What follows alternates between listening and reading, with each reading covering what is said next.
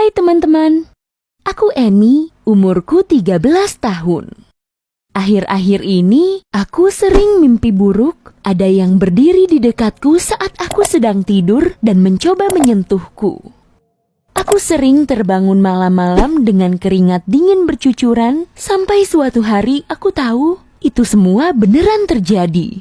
Ibuku sudah tidak ada sejak 10 tahun lalu saat aku masih kecil. Dan sejak saat itu, aku tinggal sama ayah. Kehidupan kami berjalan biasa saja. Tapi makin dewasa, aku sadar ayahku butuh seseorang untuk disayangi lagi.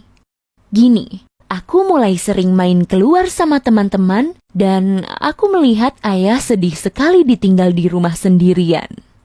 Itu sebabnya saat ayah pertama kali membuat akun di Tinder, mulai berkencan, dan akhirnya ngasih tahu aku kalau dia sudah menemukan wanita yang baik lewat aplikasi itu. Aku juga ikut senang sekali. Kalau menurutku, Tante Stefani itu cocok sekali sama ayah karena mereka punya banyak kesamaan. Mereka sama-sama suka makanan Cina dan film perang jadul. Mereka berdua juga sama-sama suka tim hoki kota kami. Selain itu, mereka juga sama-sama merawat anak berumur 13 tahun dengan jenis kelamin berbeda. Jadi, mereka punya banyak bahan obrolan.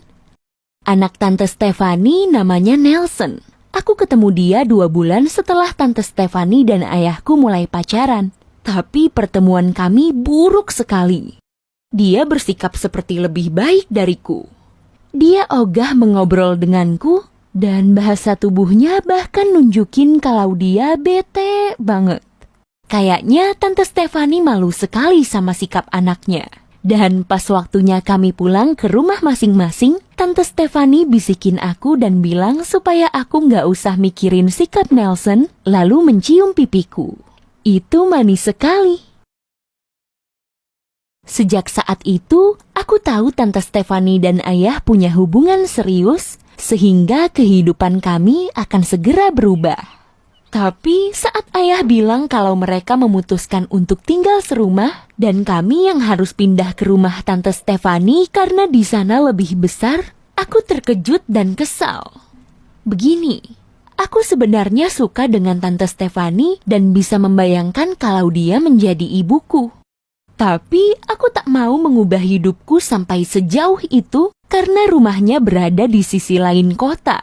Artinya, kalau kami pindah, aku harus meninggalkan teman-teman rumahku dan butuh waktu lama untuk sampai ke sekolah. Aku mencoba melawan ini dan bahkan sedikit bertengkar sama ayah. Tapi kayaknya keputusan ini sudah nggak bisa diganggu-gugat. Beberapa hari kemudian, ayah memasang tanda dijual di halaman rumah. Kami mengemas semua barang dan menemui keluarga baru kami. Terlepas dari kekhawatiranku, aku sempat memikirkan cara mengakrabkan diri dengan Nelson. Ternyata kekhawatiranku itu benar.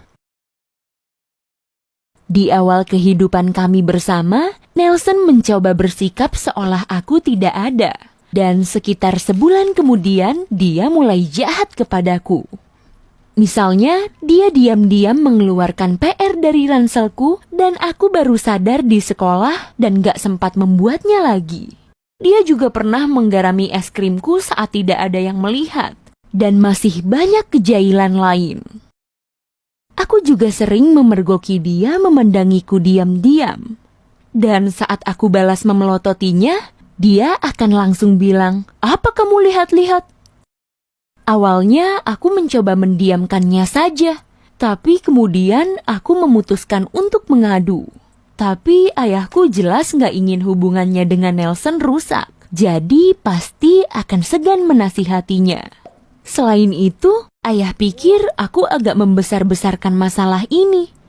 Sementara itu, Tante Stefani bukanlah tipe ibu yang tegas. Nelson sering dapat nilai jelek. Dan Tante Stefani bilang dia dihukum, padahal kenyataannya nggak sama sekali. Nelson masih bisa melakukan apapun yang dia mau, seperti main video game atau keluar sama teman-temannya. Jadi, begitulah, situasinya aneh sekali. Bahkan nggak cuma sampai situ. aku pernah bermimpi buruk, kayak ada seseorang mendekatiku saat aku sedang tidur dan mencoba mencekikku. Lalu di dalam mimpi itu, aku nggak sanggup menangis minta tolong ataupun membuka mataku. Aku benar-benar ketakutan setengah mati. Tentu saja setelah mimpi buruk itu, aku terbangun di tengah malam dan bantalku penuh keringat. Sekilas aku merasa pintu kamarku baru saja ditutup. Aku takut sekali.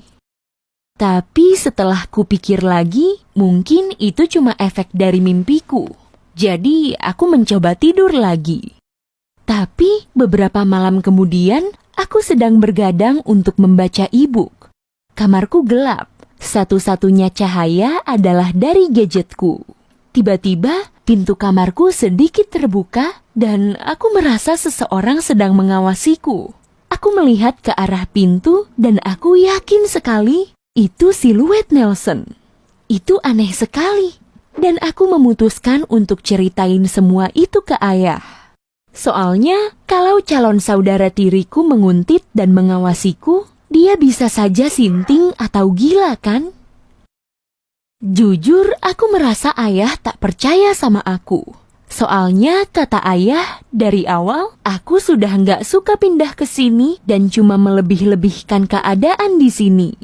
Biar begitu, harus kuakui, ayah berjanji untuk bicara ke Tante Stefani soal kelakuan Nelson. Karena menurut ayah, kami sudah tinggal bersama cukup lama. Jadi seharusnya Nelson sudah bisa beradaptasi, berubah, dan bersikap seperti saudara kepadaku. Jadi aku cukup tenang. Setidaknya lebih baik begitu daripada tidak sama sekali. Tapi sore harinya aku dengar ayah dan Tante Stefani bertengkar. Serius, baru kali ini aku dengar Tante Stefani membentak orang. Lalu saat sadar kalau dia tidak sedang bicara di telepon dan ternyata membentak ayah, aku merasa sedih. Maksudku begini, Nelson itu anaknya, tapi dia malah marah saat ayahku mengkritik anaknya. Tapi aku nggak mau mereka sampai bertengkar. Aku marah sama diriku karena nggak bisa menghadapi Nelson sendiri dan aku memutuskan masuk ke kamarnya tanpa mengetuk pintu. Aku ingin mengakhiri sikap buruknya atau setidaknya tahu kenapa dia nggak suka aku sama sekali. Tapi aku sama sekali tidak menduga apa yang akan kulihat. Begini, aku belum pernah masuk ke kamar Nelson karena dia nggak pernah mengizinkan dan pintunya selalu ditutup. Tapi kali ini saat aku masuk, aku melihat layar komputer Nelson dan ada fotoku sedang tidur di desktopnya. Dia bahkan menghiasnya dengan gambar hati. Di saat yang sama, Nelson baru keluar dari kamar mandi. Dan saat itulah kebenaran terungkap. Sekilas, aku terdiam karena terkejut. Karena mungkin berusaha mencerna apa yang sedang terjadi. Dan waktu dia sadar aku sudah melihat komputernya, wajahnya memerah dan langsung mengusirku. Ya ampun, ternyata anak aneh itu naksir sama aku. Dan itu sebabnya dia selalu mencari perhatianku.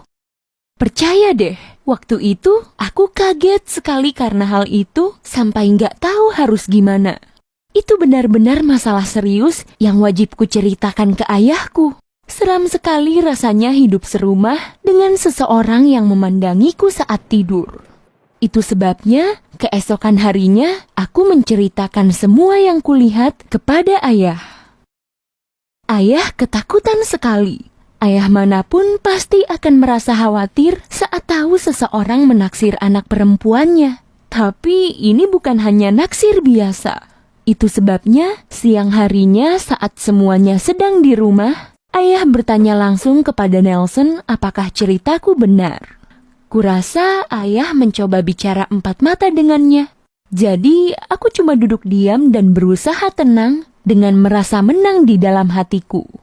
Sulit ku percaya, akhirnya semua orang, terutama Tante Stefani, akan sadar kalau aku tidak melebih-lebihkan masalah dan putra kesayangannya memang benar-benar aneh. Tentu saja, Nelson membantah semua tuduhan itu. Dia bahkan bersikap seolah ayah sedang menyerangnya. Bahkan dia mulai menuduh aku yang naksir dia. Aku melihat ayahku kebingungan dengan semua jawaban kami. Jadi satu-satunya yang bisa kami lakukan adalah memeriksa komputer Nelson. Tapi Nelson ternyata sudah menghapus semuanya. Sulit dipercaya. Sekali lagi, aku terlihat seperti orang gila dengan segala tuduhanku dan Nelson lagi-lagi selamat. Tante Stephanie menatapku kecewa dan meninggalkan kamar Nelson, lalu ayah menyusulnya. Aku sadar ayah masih ragu soal situasi ini, tapi aku tidak pernah berbohong kepada ayah. Jadi kurasa ayah percaya kepadaku. Malam itu, aku mendengar ayah dan Tante Stephanie bertengkar lagi. Ketegangan di antara keduanya bertahan selama hampir seminggu, dan aku tidak tahu harus bersikap seperti apa karena merasa bersalah dan diperlakukan tidak adil. Aku berusaha menghindari Tante Stephanie karena juga merasakan ketegangan di antara kami. Dan suatu hari, ayah masuk ke kamarku dan bilang, sepertinya kami harus mengemasi barang kami lagi. Tante Stephanie tidak bisa memaafkan sikap ayah kepada Nelson, dan Tante Stephanie bilang sebaiknya kami pergi. Semoga kamu gak bakal harus ngerasain rasanya diusir dari rumah oleh orang yang pernah mengubah hidupmu. Andai saja ayah belum menjual rumah lama kami. Aku gak bisa menggambarkan betapa sedih dan menyesalnya ayah sekarang. Aku merasakan rasa bersalahnya. Tapi aku yakin kami akan bisa melewati semua ini. Terima kasih sudah mendengar kisahku. Kalau kamu suka kisah ini, tolong klik tombol suka ya. Aku akan senang sekali kalau kamu mau berkomentar tentang kisahku di kolom komentar.